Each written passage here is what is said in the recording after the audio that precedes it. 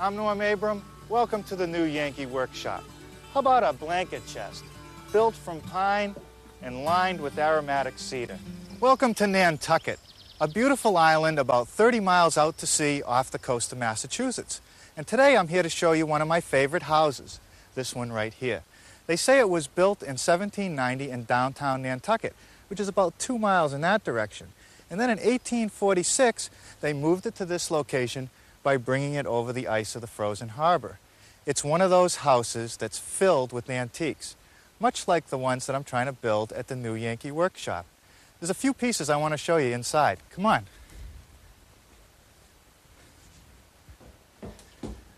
One thing this house has no shortage of is chests. Here's a nice one right here. Wide pine boards and beautifully dovetailed down along the corner, all hand done. And over here is even a better one. Talk about craftsmanship. Very fine dovetailing. Beautifully done. Well, to build our blanket chest today, I only need a few special materials. One of them is this hinge, which I picked up at the local hardware store. It's a piano hinge, 3 feet long, brass plated. Then the next thing that I need is some cedar, aromatic cedar. And I got this down at the lumberyard. Smells great. And they claim it'll keep the insects and bugs from eating all the clothes and blankets we're going to put in this chest. And then, of course, the more basic material is this 1x12 pine. I like to use the 12-inch width because it gives me the least amount of waste and the most flexibility to cut my pieces.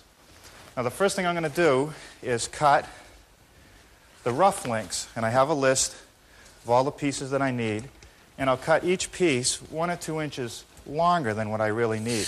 The reason for that is I don't want to commit to final length now. I want to have some extra wood to square them up a little bit later on. So the first piece I'm going to cut is for our legs, and they should be about 22 inches long.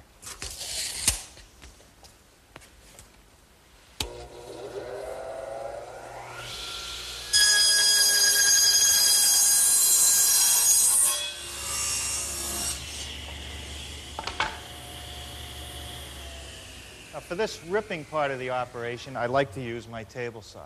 And more importantly, I make sure that I have a very sharp, fine-toothed carbide tip blade so that I end up with the smoothest possible cuts that I can get.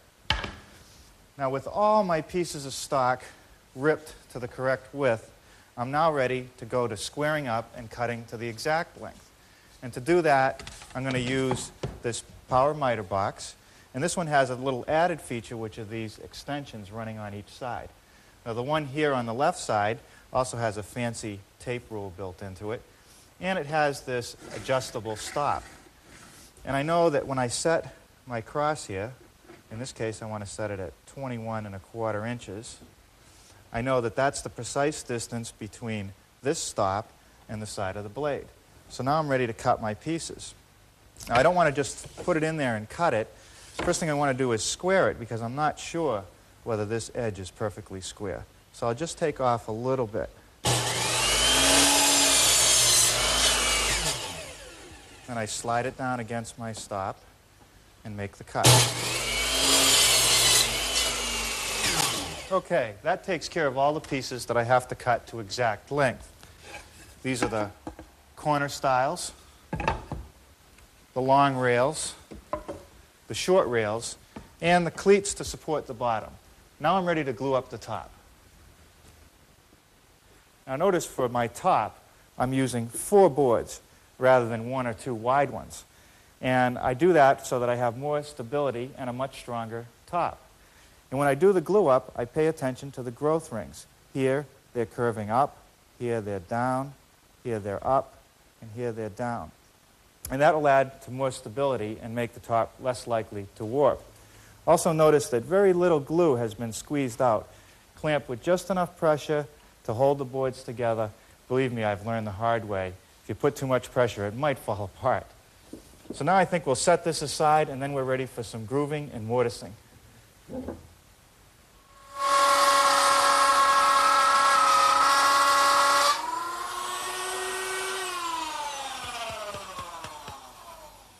Okay, now there's the groove, And our two corner stiles, which in fact make the legs for the blanket chest, fit together like this. Now the groove is just cut with a router, mounted underneath a router table, and a nice long fence with a 3/8-inch grooving bit.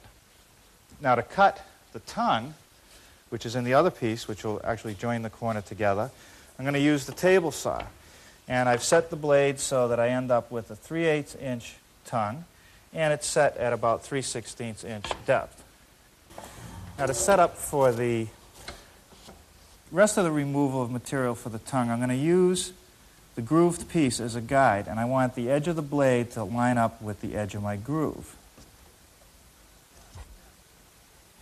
Now for the depth, I want to raise the blade up so that it's about 3/8 of an inch high.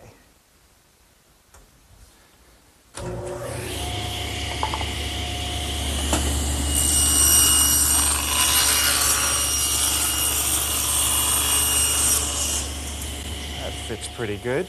Now let's set the legs up as they will be when the chest is all put together.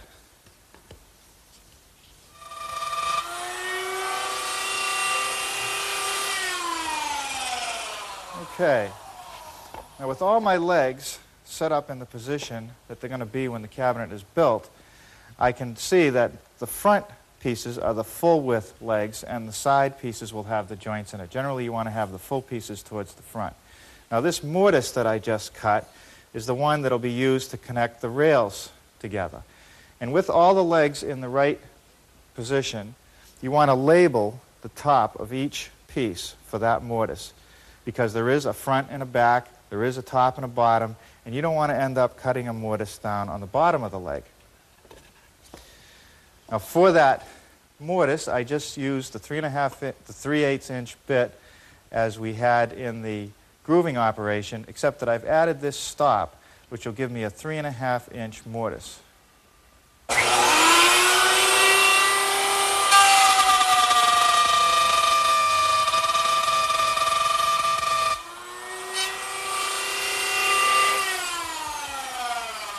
Okay, now I'm ready to do the other three legs. Okay, now the mortise I've just cut down here is used to connect the bottom rails together. And to cut that, I use the same router setup with a stop block in a new position and a reference line to plunge down into the router bit. Let me show you.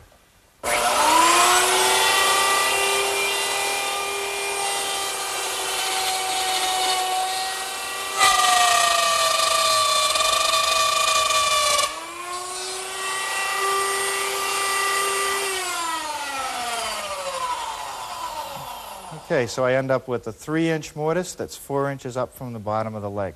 Now I'm ready to do the other three legs. Now to join my rails to my legs, I need to make tenons in all the rails. And to do that, the first thing I do is clamp a block of wood to my rip fence. And that'll act as a gauge for the shoulder cut, which is the one that runs right along here. It also allows me to use my T-square in combination with the rip fence and not get any binding or kickback. So now the thing that I have to do is run all my rails through both ends.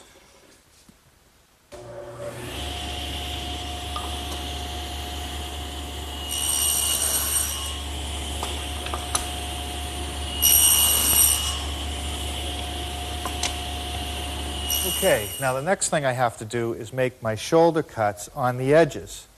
And I'll do that to both the top edge and the bottom edge of all the bottom rails, but just the bottom edge of the top rails.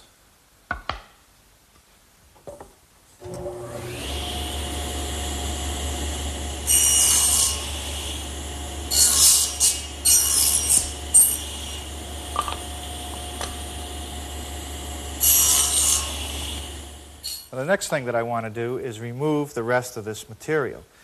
And for that, I don't need this guide anymore. And I don't need my T-square.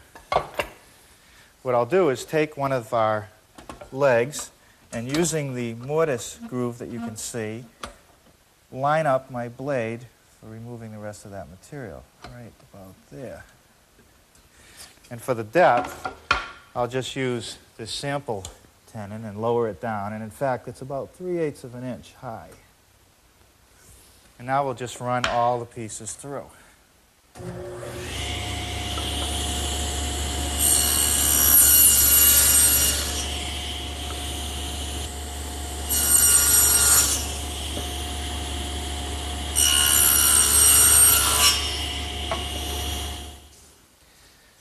Now I've removed my regular table saw blade and installed this adjustable dado head. And I've set it up so that it'll remove about 1/4 of an inch in width. And it's also set up to be right in the center of a piece of 3/4 inch stock. The cut will be 3/8 of an inch deep, and I need to make that cut on every one of these rails so that later it'll accept my panels.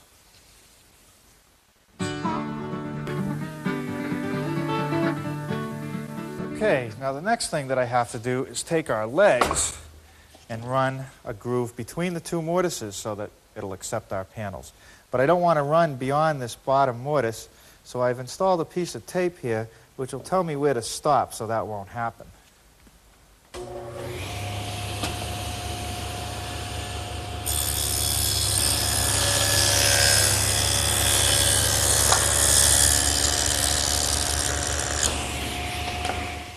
Now there's one more thing I want to do before I take the dado head off. But first I'm going to take a piece of tape and put it right on the table here. And what that'll indicate is a point that's about 1/4 of an inch back from where the blade starts cutting. And I'm going to take these two pieces here and run a groove all the way up, stopping about 1/4 of an inch from the edge. And that'll be our pieces for our top.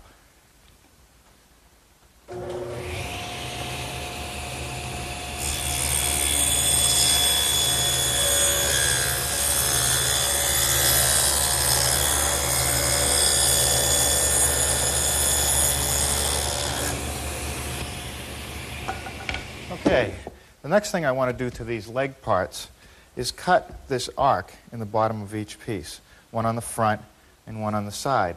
And I'll use this piece as a pattern to do my layout, and I think I'll cut them over on the bandsaw.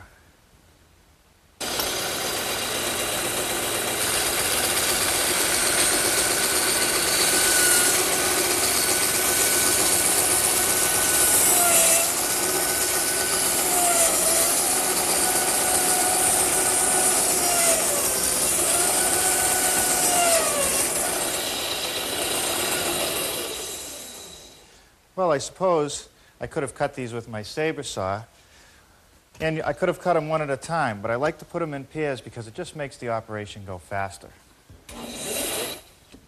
Now you begin to see what the front and sides of our blanket chest are going to look like. Now this happens to be a front, and there's one more piece I have to make, and it's this center stile. I have to put a tongue in each end so that it'll fit in this groove that we've made for the panels. And I'll do that over here on the table saw.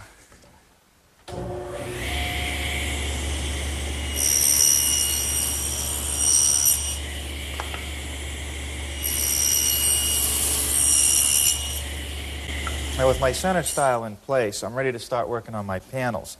And I'm going to build those out of solid 3/4 inch stock. But I want to make the panels 3/16 of an inch bigger than this opening on all four sides. And to cut them, I'll just use my stationary saw.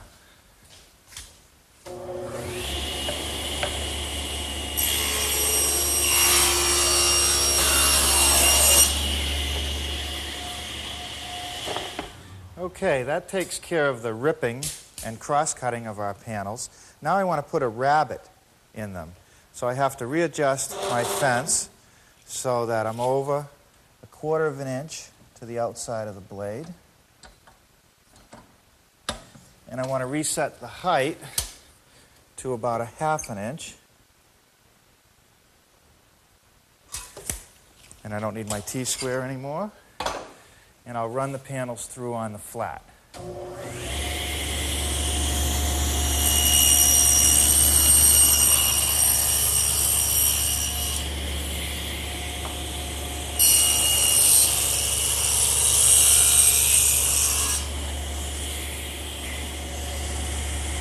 Okay, to remove the rest of this material right here, I'm going to reset the fence. And now I want to have 1/4 of an inch, about 1/4 of an inch or a little less between the blade and the fence. And I want to lower it so that it's about 1/4 of an inch above the table. Lower the blade so it's 1/4 of an inch above the table.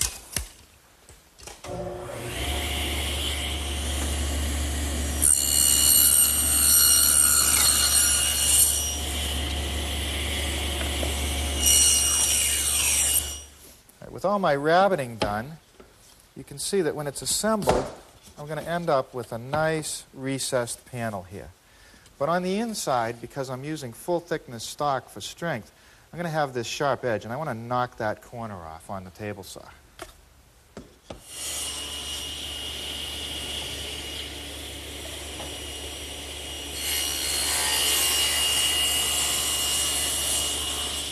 This is going together quite well. Everything's fitting fine. And you know, when we glue this up, we just put glue on these stiles and rails on the tenons.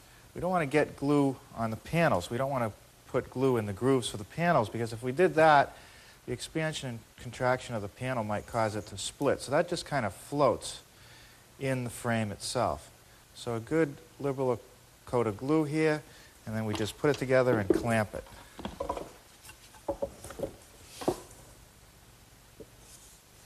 Just enough pressure so the glue starts to squeeze out.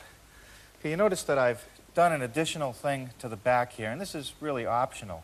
I took this rear stile, the top stile, and I ripped it on the table saw so that it reduced the width here by about 1/8 of an inch. And that gives me a little recess for this piano hinge to sit in, and that'll allow the top to close nice and flat. Well, with all this gluing done, I guess we're ready to start continuing some work on our top. At this point, I've calculated that my top should be cut to 39 3/4 inches.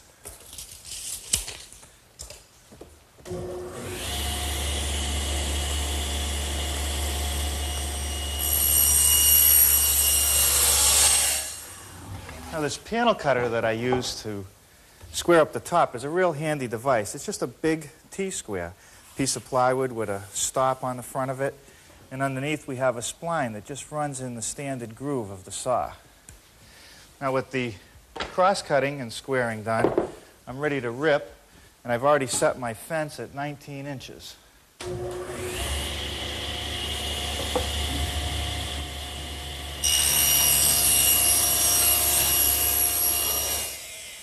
Now, in order to put this breadboard on the edge of our top, I need to make a tongue for this groove. And to do that, I'm just using my handheld router with a rabbiting bit. And this little ball bearing here rides on the wood so that just the right amount of material is taken out. Watch.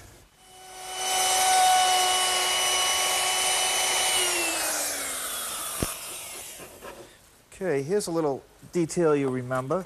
We want to cut off a little bit of this tongue. And the reason for that is because when we made the breadboard edge, we stopped a little bit short, so the tongue won't show through the end. And now it'll just fit on like this. Now we're ready to glue it up. Again, all you need is just a little pressure with these clamps, just to hold everything together while the glue sets up. I'm going to put this on the side, and I think it's time we get back to the side pieces, and they can be unclamped. And this is the time, and actually there's no better time than now to sand the inside of our blanket chest. And to do that, I'm just going to use my standard palm sander, and that'll remove any of the marks and even up all the joinery so that it'll be perfect.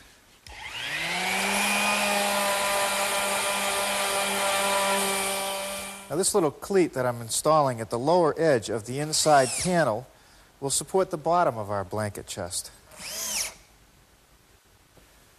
Oh, a little more glue and some clamps. And as you can see, this chest is really starting to come together. It's not a bad idea to check it for square at this point. And if the two diagonal measurements are exactly the same as they are in this one, it's perfectly square. Okay, a little bit of glue on our cleats. Piece of 1/2-inch plywood. Nice cut, nice and square for the bottom. 1/2-inch plywood. fasten it down with a few screws, and then we'll line it with some cedar.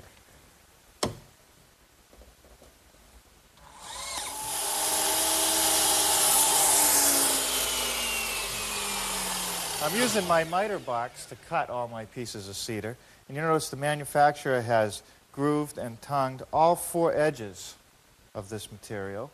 So it's real easy to install. And really you only have to cut 1 piece in each row of cedar we're going to put here in the bottom of the chest. Now to hold it in place, I'm just using a construction or panel adhesive. And I'll run a bead along the edge. And then some shorter beads out.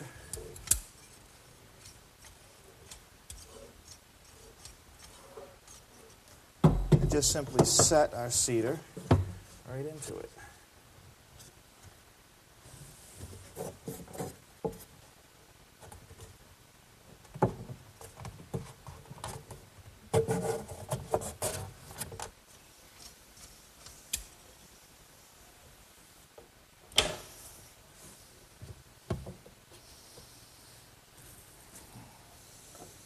All right, that takes care of the bottom. Now I guess we're ready to finish the top.